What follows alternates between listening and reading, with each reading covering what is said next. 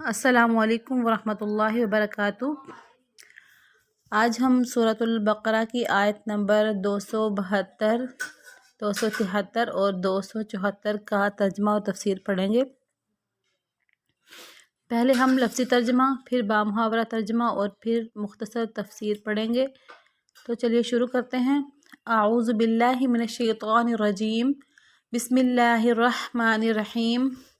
لیس علیک ھداہم ولکن اللہ یہدی من یشاء وما تنفقوا من خیر فلانفسکم وما تنفقون الا ابتغاء وجہ اللہ وما تنفقوا من خیر یوفى الیکم وانتم لا تظلمون۔ لیسا نہیں ہے، علیکہ آپ پر، یعنی اللہ تعالیٰ آپ صلی اللہ علیہ وسلم کو فرما رہے ہیں کہ آپ پر نہیں ہے ہداہم ان کی ہدایت کا ذمہ، ولیکن اللہ اور لیکن اللہ تعالیٰ یہدی وہ ہدایت دیتا ہے، من جس کو بھی، یشاء وہ چاہتا ہے، وما تنفقوا جو کچھ بھی تم خرچ کرتے ہو، من خیرن بھلائی سے، فلانفسکم پس تمہاری ہی جانوں کے لیے ہے، پس تمہاری ہی اپنے لیے ہے، یعنی تمہارے اپنے فائدے کے لیے ہوتا ہے۔ وما تنفقون اور نہیں تم خرچ کرتے، الا ابتغاء وجہ اللہ سوائے تلاش کرنے اللہ کی رضا کے، الا سوائے، ابتغاء تلاش کرنے، وجہی رضا اللہ تعالیٰ کی، سوائے اللہ تعالیٰ کی رضا کے تلاش کرنے کے کچھ بھی تم خرچ نہیں کرتے۔ وما تنفقوا اور جو کچھ بھی تم خرچ کرتے ہو، من خیرن بھلائی سے، یوفا وہ پورا دیا جائے گا، الیکم تمہاری طرف، وانتم اور نہیں ہوگے تم، لا تظلمون ظلم کیے جاؤ، اور نہیں تم ظلم کیے جاؤ گے، یعنی تم پر ذرا برابر بھی ظلم نہیں ہوگا، بلکہ تمہیں پورا وہ دیا جائے گا جو تم نے اللہ کے راستے میں خرچ کیا۔ تو یہ کیونکہ اللہ تعالیٰ آپ صلی اللہ علیہ وآلہ وسلم سے مخاطب ہیں کہ اے پیغمبر، ان کو راہ راست پر لے کے آنا، ان کو ان کی یعنی ہدایت کا کام آپ کی ذمہ داری نہیں ہے۔ یہ ہم بامحاورہ ترجمہ کر رہے ہیں کیونکہ لفظی ہم نے تک کر لیا ہے، اب ہم بامحاورہ کر رہے ہیں کہ وہ اللہ تعالیٰ آپ صلی اللہ علیہ وسلم سے فرما رہے ہیں کہ آپ پر ان کی ہدایت کا ذمہ نہیں ہے، آپ کی ذمہ داری ان کو راہ راست پر لانا نہیں ہے، لیکن اللہ تعالیٰ جس کو چاہتا ہے راہ راست پر لے آتا ہے، اور جو مال بھی تم خرچ کرتے ہو وہ خود تمہارے اپنے فائدے کے لیے ہوتا ہے، جبکہ تم اللہ تعالیٰ کی خوشنودی طلب کرنے کے سوا کسی اور غرض سے خرچ نہیں کرتے ہو، اور جو مال بھی تم خرچ کرو گے تمہیں پورا دیا جائے گا، اور تم پر ذرا بھی ظلم نہیں ہوگا۔ اس آیت مبارکہ کی تفسیر کچھ یوں ہے کہ بعض انصاری صحابہ کرام کے کچھ غریب رشتہ دار تھے، مگر چونکہ وہ کافی تھے اس لیے وہ ان کی امداد نہیں کرتے تھے، اور اس انتظار میں تھے کہ وہ اسلام لے آئیں تو ان کی امداد کریں۔ بعض روایتوں سے یہ معلوم ہوتا ہے کہ خود حضرت صلی اللہ علیہ وآلہ وسلم نے بھی یہی ہدایت فرمائی تھی۔ اس پر یہ آیت نازل ہوئی۔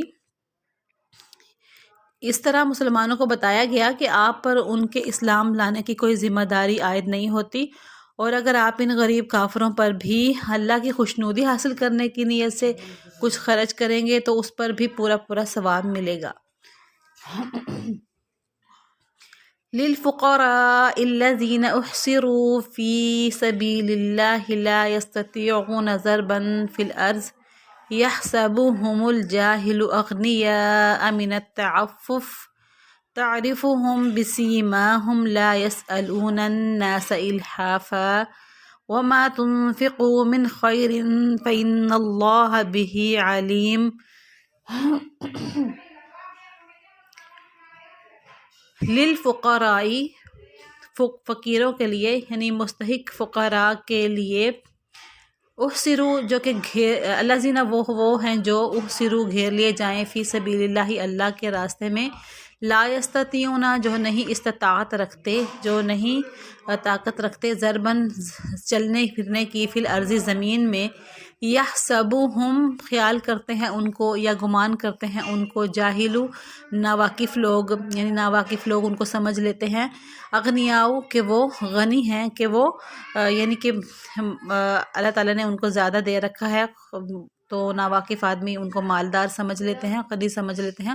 من التعفف کس وجہ سے ایسے سمجھ لیتے ہیں؟ من التعفف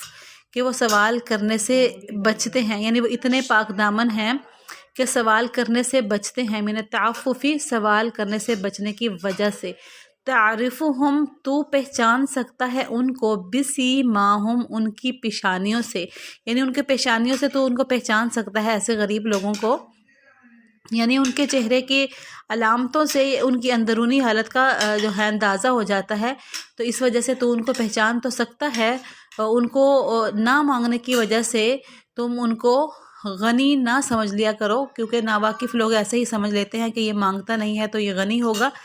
تو اللہ تعالیٰ فرماتے ہیں کہ تو ان کو پہچان سکتا ہے ان کی پیشانیوں سے۔ اس سے مراد یہ ہے کہ ان کی حالت سے، کسی بھی حالت سے اندازہ لگایا جا سکتا ہے، ان کے کپڑوں سے اندازہ لگایا جا سکتا ہے، یا ان کی جو ہے ان کے چہرے کی زردی کی وجہ سے اندازہ لگایا جا سکتا ہے، یا ان کی بھوک کی وجہ سے، ان کی کمزوری سے بھی اندازہ لگایا جا سکتا ہے۔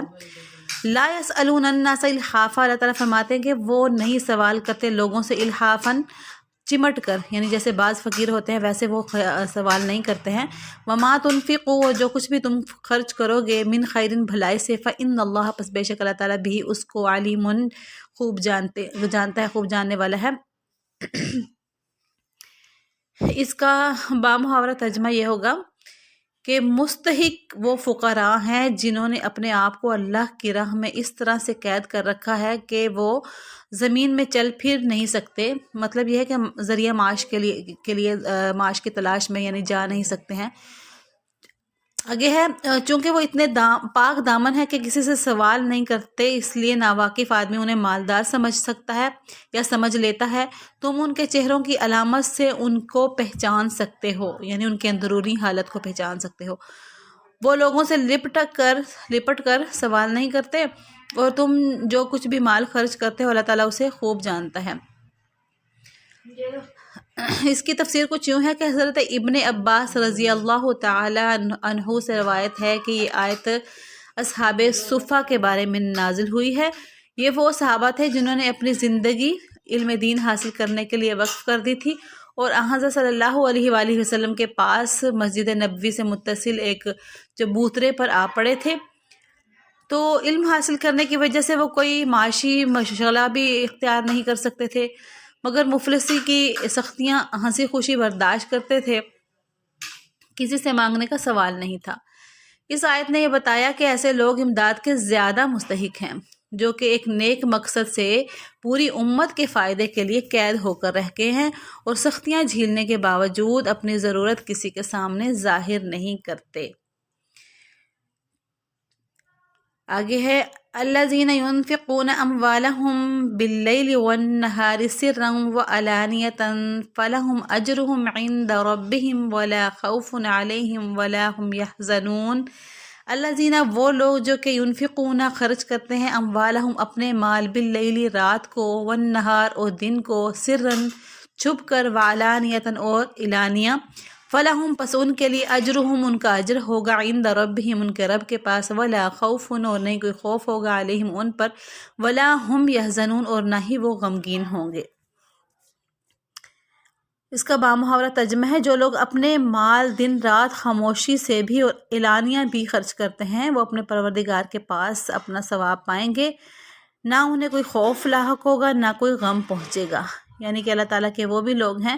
جو اپنا رات دن میں کسی بھی وقت میں جو ہے اپنا مال خرچ کرتے ہیں، یا یہ کہ رات دن لگے رہتے ہیں اللہ کے راستے میں اپنا مال خرچ کرنے میں، تو ایسے لوگوں کو اللہ تعالیٰ ہی کے پاس سے ثواب ملتا ہے۔ اصل تو اللہ تعالیٰ ہی ہے جو ان کا اصل ثواب عطا فرماتے ہیں۔ تو ایسے لوگوں کے لیے فرمایا گیا کہ ان پہ کوئی خوف نہیں ہوگا اور نہ ہی وہ غمگین ہوں گے۔ وآخر دعوانا ان الحمد للہ رب العالمین۔